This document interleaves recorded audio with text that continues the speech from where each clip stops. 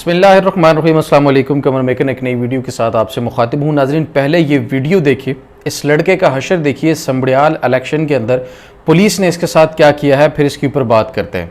क्यों जाए पोलिंग जाते हो, क्यों बाहर जाए? गुंडागर्दी कर रहे हैं, गुंडागर्दी है, सीधी सीधी गुंडागर्दी है। सच क्यों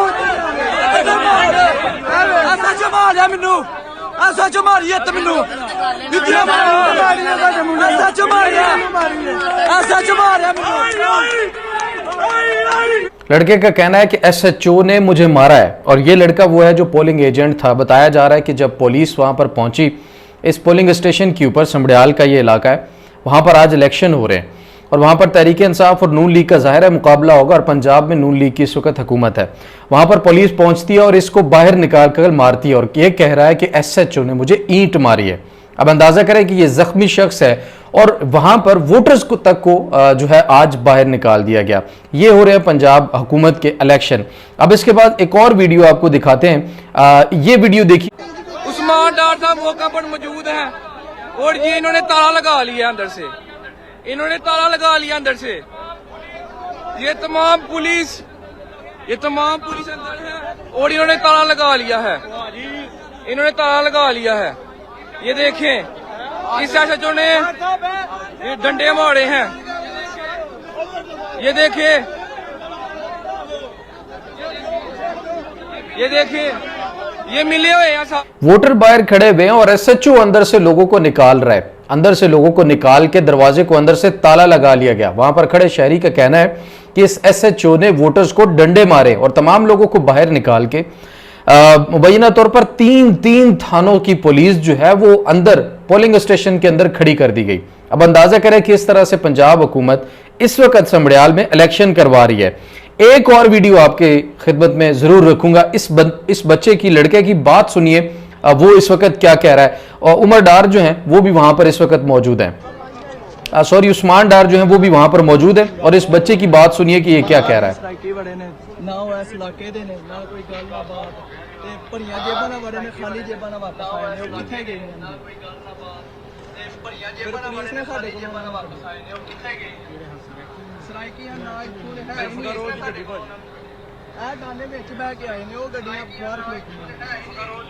वो कह रहा है कि 15 से 20 लोग जो इस इलाके के नहीं हैं, वो जेबें भरी हुई पर्चियों से, जाहिर है पर्चियां ही होंगे, और वो भरी हुई जेबों से अंदर गए हैं, और अंदर वो तमाम तर जेबें खाली करके बाहर आ चुके हैं। वो बता रहा है कि इन डालों में बैठकर वो लोग आए, वो अंदर गए और भरी हुई जेबों के साथ अंदर गए, और खाली जेबों के साथ वो इस वक्त बाहर आए। अब दूसरी तरफ ये फुटेज भी आप देख लीजिए, मेरे साथ साथ चल रही होगी जब मैं आपसे बात कर रहा हूं। तो ये आरओ ऑफिस है। आरओ ऑफिस के बाद इस वक्त बड़ी तादाद में पंजाब पुलिस वहां पे पहुंचा दी गई है। यकीन नहीं आता कि क्या ये कश्मीर का कोई इलाका है या कोई फलस्तीन का इलाका है, जहां पर ये इसराइली फोर्सेज हैं या भारतीय फोर्सेज है जो मुसलमानों पर जुल्म सितम कर रही हैं, या ये पाकिस्तान है। बचपन में हम सोचा करते थे कि जिस तरह से इसराइल के अंदर, इसराइल मार रहा है फलस्तीन को, जिस तरह से भारत मार रहा है कश्मीरियों को, इस तरह से जुल्म कहीं पर भी नहीं होता। लेकिन अब हमें अपने ही मुल्क में वो जुल्म होता हुआ नजर आ रहा है।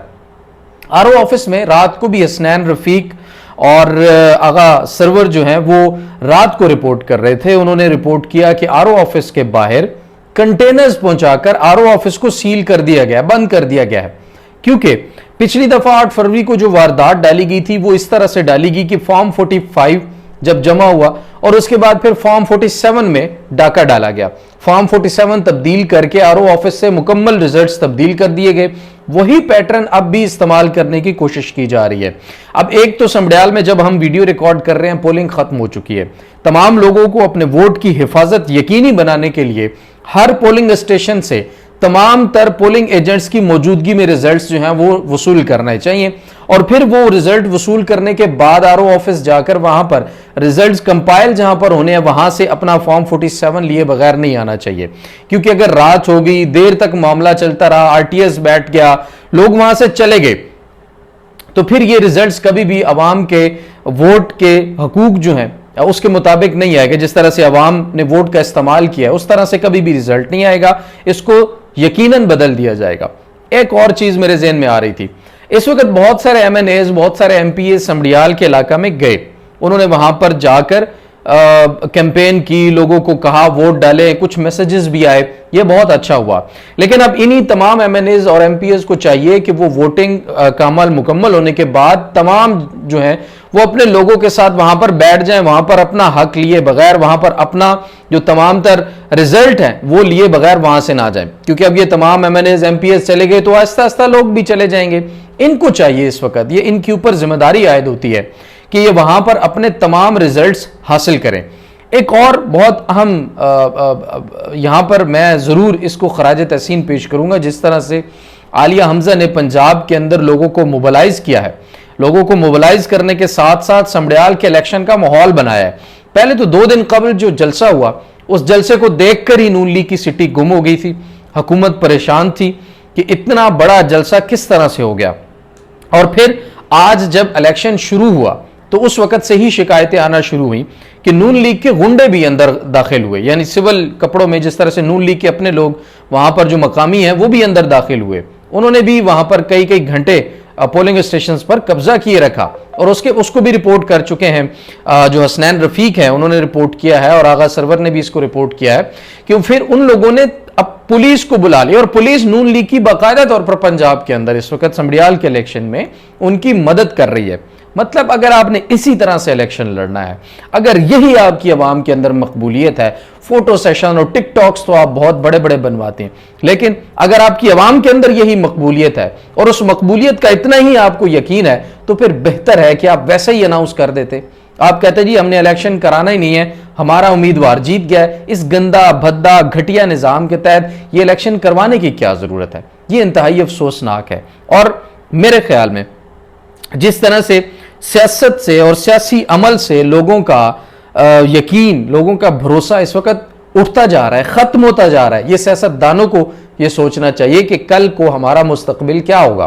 क्या इसी तरह से बूट चाट के, तलवे चाट के, इसी तरह से खुशनुदियां करके, खुशामदें करके आप लोग इलेक्शन जीतेंगे, इलेक्शन पर कब्जा करेंगे, सीटों पर कब्जा करेंगे? ये है आपकी सियासत, ये है आपकी आवाम के अंदर मकबूलियत। इससे अच्छा होता कि ग्रेसफुली आप कहते कि भाई हम इस इलेक्शन में हिस्सा ही नहीं ले रहे, और अगर ले रहे हैं तो फेयर तरीके से लेके, बेशक हम हार जाएं, इज्जत से हारना बेहतर होता है गंदगी से जीतना। तो ये इस वक्त जो हालात हैं वो मैंने आपके सामने रखे हैं। बहरहाल आलिया हमजा साहिबा आज सारा दिन वहाँ मौजूद रहीं और बहुत सारे पोलिंग स्टेशन का उन्होंने विजिट किए, हर पोलिंग स्टेशन से उनकी अपडेट हम तक भी पहुंच रही थी और तमाम मीडिया के ऊपर भी उन्होंने अपडेट रखी है। कुछ और चीज़ें आपके सामने रखता चलूं, इस वक्त कुछ रिजल्ट्स भी आना शुरू हो गए हैं। पोलिंग स्टेशन नंबर 132 ये मर्दों का था, 378 यहां पर नून लीग के वोट्स बताए जा रहे हैं और 260 पीटीआई के हैं।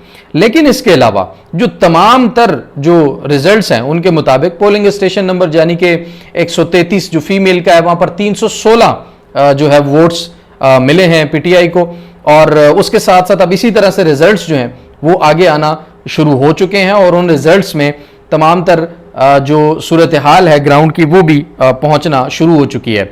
ये भी कोशिश करूंगा मैं ट्विटर हैंडल के ऊपर आपको साथ साथ तमाम चीज़ें ज़रूर अपडेट करता चलूं, लेकिन इस वक्त जो वहाँ के लोग हैं वो अपना रिजल्ट्स लेने के लिए बाहर निकले हैं और लोग इस वक्त बताया जा रहा है कि आरओ ऑफिस की तरफ जा रहे हैं और आरओ ऑफिस के बाहर जाकर बैठेंगे। इस वक्त कुछ हमारे सामने विजुअल्स भी हैं, वो भी मैं आपके सामने ज़रूर रखूंगा, साथ चला दूंगा ताकि आप उसको देख सकें। और वहाँ पर लोग जो हैं वो अब जाहिर है अपना हक लेने के लिए ज़रूर कुछ ना कुछ तो करेंगे, क्योंकि अब रियासत से एक तरह से मुकाबला आम आवाम का हो रहा है और रियासत ये चाहती है कि वो आवाम से मुकाबला करें। अवामी राय के आगे कभी भी कोई भी जितना भी चाहे ताकतवर हो वो नहीं टिक सकता। अब ये जनाब कुछ गैर हतमी और गैर सरकारी नतीजा है PP 52 से, और ये government girls elementary school Bhopal वाला है और इसमें PTI की 395, नून लीग के 314, इस तरह ढिल्लम स्टेशन से PTI के 324, PMLN के 165, और इसी तरह अगर हम बात करें कि आगे एक और है बेगो वाला फीमेल जो है उस पर फॉर्म 45 के मुताबिक जो जारी किया गया है उसमें तहरीक इंसाफ के 490 हैं, PMLN के 461 हैं, और याद रखिए ये इसमें धांधली वाले भी शामिल हैं जो जेबें भरकर लोग अंदर गए थे और पोलिंग स्टेशन नंबर 67 मानपुर से पाकिस्तान तहरीक इंसाफ के 2240 और नून लीग के 702 वोट्स हैं। अब यहां पर एक और मैं चीज आपको दिखाता चलूं, यह बड़ी हैरान कुन है। मैं ये देखकर हैरान रह गया कि किस तरह से जो है इन्होंने अब धांधली, अब नून लीग ने एक फॉर्म शेयर किया है अपने ट्विटर हैंडल के ऊपर कुछ मिनट कबल, PP 52 का बाय इलेक्शन समरियाल का, और PMLN ने उसमें उन्होंने उनके मुताबिक 534 और PTI के 288 हैं। जबकि ये जो फॉर्म उन्होंने शेयर किया है फॉर्म 45 वो 2018 के इलेक्शन का है। मतलब इतने ये नालायक हैं।